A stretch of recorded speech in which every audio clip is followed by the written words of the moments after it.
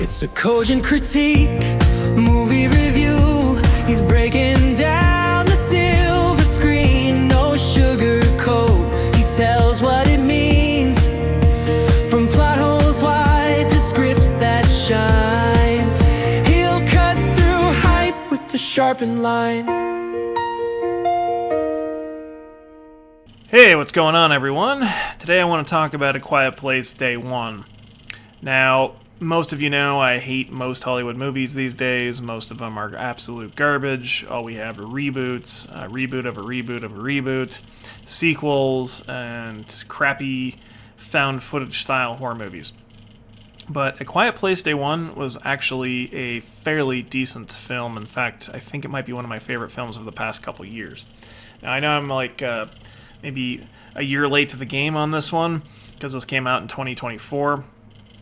But still a really good film if you haven't seen it, and I can't really relate it to the first two films of A Quiet Place Day 1 at all, other than they have the same Death Angel creatures, but totally different characters. I think there's only one character in this one that's seen almost as a cameo in the other two. In any case, what made this film so good? And the answer is, for one thing, that I really appreciated about the film was that it did not have any woke stuff in it. Now, I have absolutely no problems with including different races and stuff in a film, but they didn't make light of that at all. In fact, this was a beautiful story where you had two people, different races, become, excellent friends and rely on each other's help. There is no mention of male privilege or white privilege or anything like that. I didn't hear anything like that mentioned in the film once, and that was such a breath of fresh air to me. I mean, this is what films should be. Unfortunately, it's not a lot of what Hollywood films are, but the fact that they're just friends, and there's no mention of male superiority or white privilege or any of that crap, made this film, I think, special, on top of the fact that it was a really well done film. There's just certain human elements to this movie that really got me. Obviously, the first part is the fact that the lead character is dying of cancer. Samira starts out being seen in a nursing home, what appears to be at a relatively young age, dying of cancer. Now, that's in and of itself gives, unfortunately, something for some people to relate to, in the sense that we're all going to have to confront death at some point. It's very relatable in terms of what many people feel like in a nursing home. In fact, in one scene, she tells the male nurse, "You're not my friend, you're a nurse." Don't tell me calm down. I don't want to argue with you. I'm your friend, okay? And You're not my friend. You're a nurse.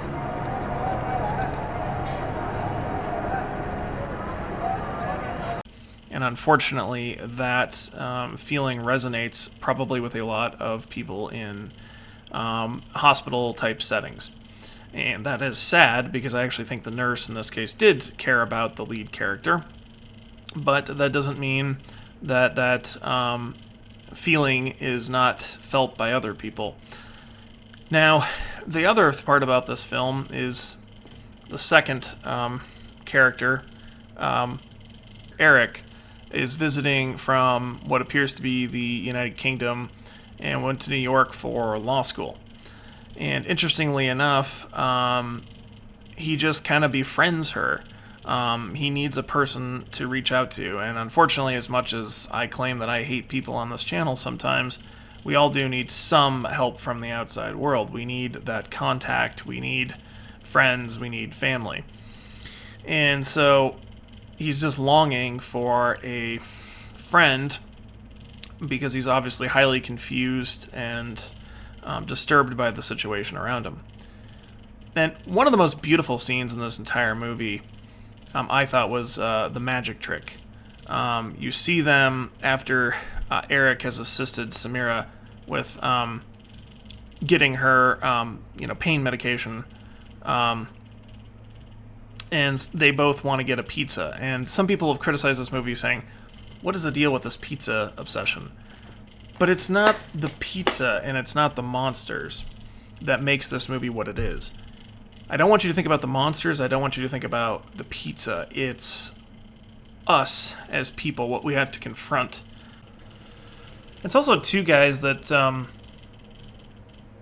she wanted to relive her past, which I think we all do these days to some degree. I mean, again, the movie is an extreme representation of pure societal breakdown. But she remembers her father performing piano, and they would always go to a play, and afterwards they would get pizza at Patsy's. And that's a powerful thing. It's a nostalgia thing. It's, if the world's going to end, you want to try to experience that as much as you can. It's the challenges and things that we have to confront in our own lives, and the pizza shows human resilience, as does the magic trick. It shows that even in this ridiculously awful situation, obviously, where the world is completely changed, probably millions of people are dead, you still have the resilience of just a simple wanting to just taste pizza. And the magic trick, same way. So Eric shows Samira a magic trick. And I thought the scene was super powerful. I mean, it shows how they've, really become friends, but also how, despite how awful everything is, they're still trying to find a little bit of enjoyment in the world that's left. Even though they have to almost be completely silent while doing it. That's a powerful thing, because it shows the resilience that I think a lot of times humanity can have, even in awful situations. And while obviously the situation setup is completely fictional, the same kind of rule applies. And I thought that was a beautiful scene, and also the music in this movie was extremely well done. Music is so critical to creating good scenes that resonate with the viewers. So in this scene and in other scenes, I've actually found myself listening to the music from this movie by itself, even in my car. That might sound nerdy and lame. Music in this movie is largely made by Alexis Grapsas, and he is a brilliant music composer. In fact, I find myself, like I said, many times watching his music videos from this movie and listening to him in my car. I'm a nerd, I know.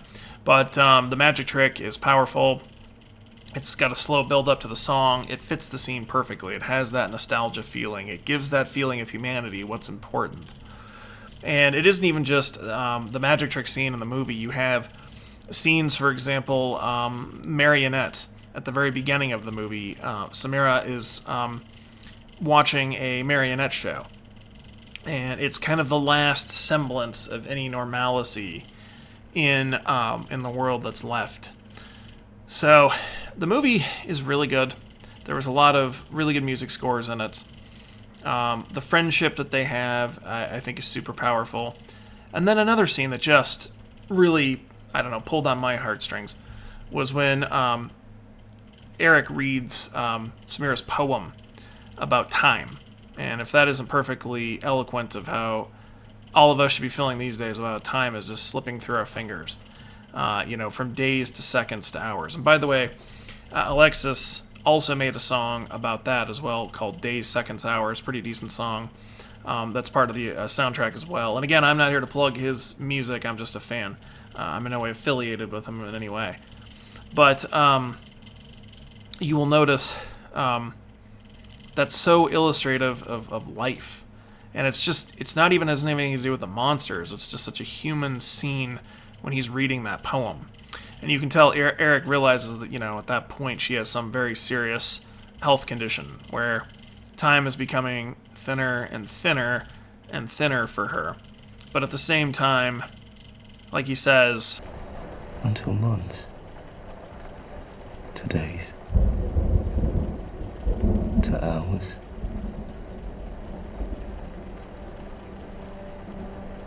to seconds.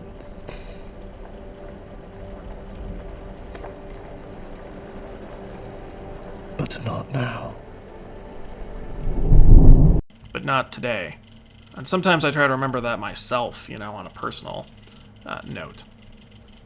So, anyway, overall, I give the movie, out of 10 stars, at least 8.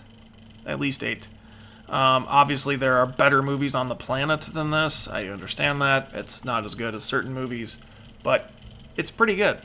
And I think the movie definitely punches way above its weight, and I think it's definitely higher rated than what's given. Rotten Tomatoes gives it a pretty decent review, but not... and it gives it a higher critic review. And many times I don't even agree with the critics, but in this case I do.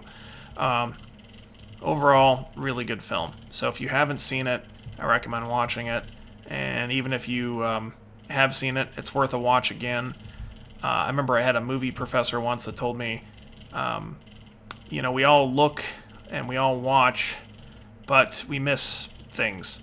And I'm trying to think how they pronounce that, but they said we all kind of see what we want to see in movies, but we don't really see the full picture. And so sometimes really good movies, I rewatch them, 2-3 times. And that really helps me pick up on elements of the movie that I didn't even see, like how great that music is. So anyway, love to hear what you guys think. If you liked this video, please like, share, and subscribe. And as always, we'll see you on the next one on Cogent Critique.